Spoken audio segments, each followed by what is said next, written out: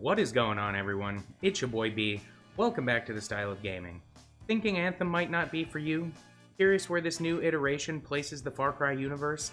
Whatever your reason may be, this is Should You Buy in 5, FarCry New Dawn.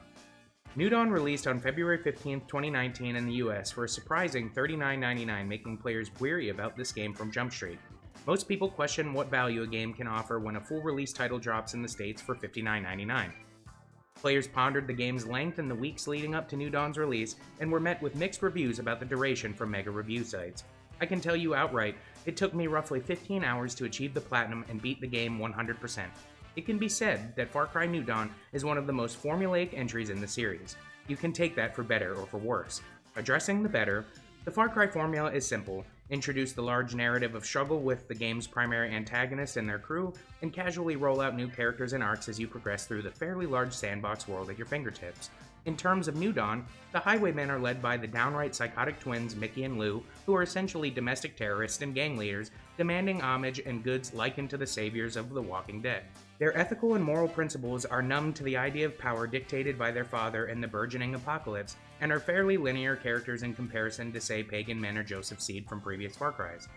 Being a direct sequel to Far Cry 5, we eventually are reintroduced to a new generation of the Cult of Eden led by Joseph's son, Ethan, a man gripped with jealousy and anger over his father's disconnect and interpretation of God's will.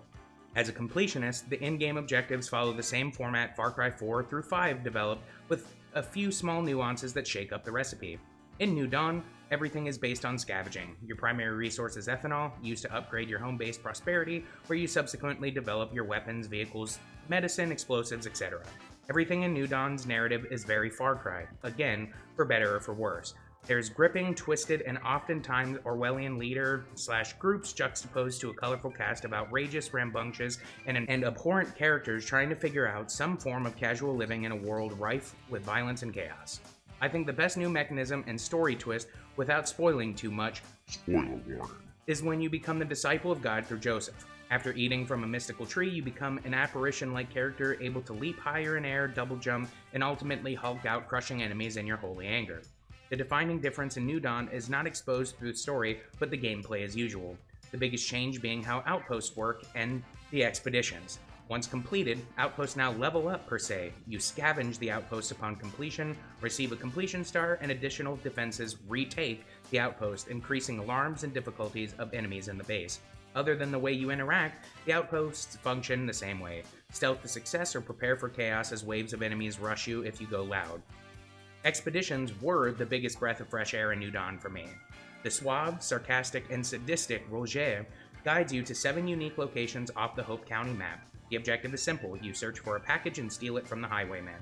Once you steal it, a GPS activates, giving you 30 seconds until all enemies swarm you and annoy the living hell out of you. It's a game mode that the development team boiled down the excitement, the energy, and the environmental traversal of Far Cry without the ho-hum of a narrative or any other subtleties, and leave what Far Cry does best: destruction and chaos. The high-profile soundtrack are a ton of fun. With licensed music comes licensing problems, but the streamer mode option removes that music and leaves the electronic, tension-filled in-game instrumentals that still provide a pulse-pounding atmosphere for carnage. Visually, New Dawn looks slightly better than Far Cry 5, with some visual polish that brings the often repetitive environments to a vibrant aesthetic supported by additional particles, textures, and maps.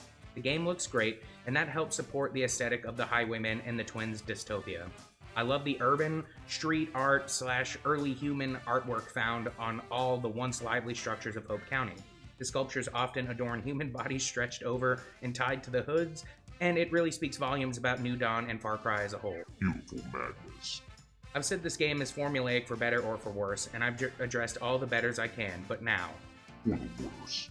Far Cry New Dawn introduces almost no new mechanics and schemes in any element of gameplay or narrative other than what I call Disciple of Jesus mode.